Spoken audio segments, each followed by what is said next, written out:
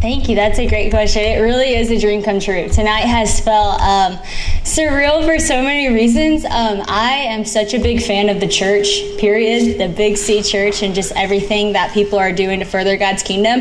And so to be in a room with people who work every single day to do that through the giftings that they have, first of all, is incredibly encouraging in and of itself. And then to be nominated for a podcast award, which I have had my podcast for over 5.5 years, and I love podcasting so much. At this point, I'm like, I love seeing how Annie Downs is 10 years down the road. You know, she's done it for 10 years, because I'm like, wow, this can have such longevity. You can only grow into it. So it's exciting for me to feel like there's just more to come. There's so many more things. I got a text from a friend this week of a girl that a pastor friend of mine baptized who heard about Jesus from my podcast. And so when I got the award today, I was thinking like, wow, that is just the coolest thing, that people really are being impacted and growing in their faith from the platform of podcasting and the conversations we're having about Jesus. So tonight's a dream come true for a lot of reasons. My family's here, like I mentioned. My girls are sleeping in the dressing room. My husband's here. My whole Bible study group drove from Louisiana to be here with their families and their kids.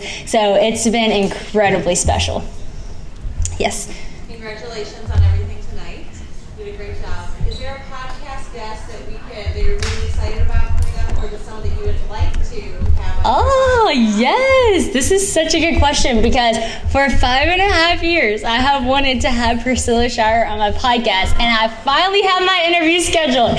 So I'm extremely excited about that, and got to see the trailer for her new movie. That's what she's coming on the podcast to talk about, and I am geeking out. So yes, thank you for that question. I can take one more. I saw your hand. Yeah, first I just wanted to say thank you for the podcast, especially to have something for every teenage daughter here, to support teenage daughters to be able to hear it. We've read your devotionals and I love it, but I am curious because it starts with the best advice that they've been given. What's the best advice that you've been given? Oh, on the show, that's so good. Okay, 2 jumped to mind right off the bat. The first one was from Jen Johnson, who's here tonight.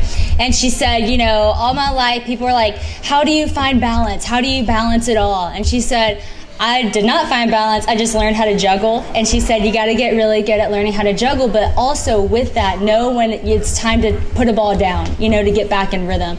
And that has really stuck with me, and something that I think, you know, I do a lot of different things in my life, and I'm now first and foremost a wife and a mom, and, you know, that's my priority, and I'm still doing these other things, and I just think, okay, I just got to learn how to juggle. And sometimes you have to put another ball down to get back in rhythm and pick it back up when you're ready. So that stuck with me. And another one who just came on the podcast, it was so good. She said, I took myself out of the competition a long time ago. And she said that to say, I don't compete with people because I know God has me where I am. And I think that that is really cool. Time buys the Caleb Awards. It's an honor to win an award, but to be at an award show where truly no one's in competition, like there's a bigger picture. Everyone's on the same team reaching for the same goal. It's the most encouraging room to be in. So I've thought about her advice throughout the night. So I appreciate that question. Thank you guys so much. I really do appreciate y'all.